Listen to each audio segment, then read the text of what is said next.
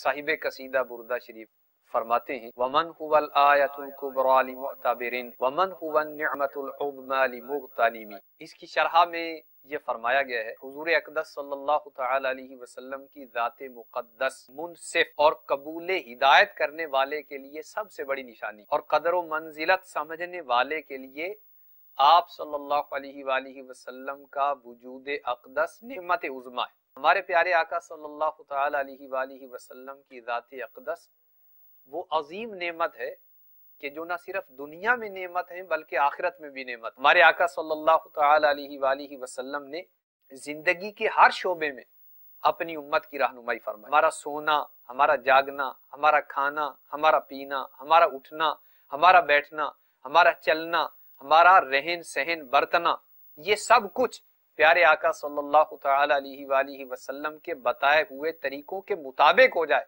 तो खुदा की कसम दो जहां में बेड़ा पार हो जाए। आप सल्लल्लाहु अलैहि वसल्लम की बरकत से मसाइब, आलाम, मुसीबतें दूर हो जाती। मुश्किल जो सर पे आ पड़ी तेरे ही नाम से टली, मुश्किल कुशा है तेरा नाम, तुम पे दुरूद और सलाम। प्यारे आका सल्लल्लाहु तआला अलैहि वसल्लम उस तमाम मखलूक में सबसे अकमल है, सबसे आला है, सबसे अफजल है। प्यारे आका सल्लल्लाहु अलैहि वसल्लम का फरमान आलीशान है अना अकरमुल अव्वलीन वल आखिरीन अलल्लाह, कि अल्लाह तबारक व तआला की बारगाह में तमाम अगलों और तमाम पिछलों में सबसे ज्यादा इज्जत वाला।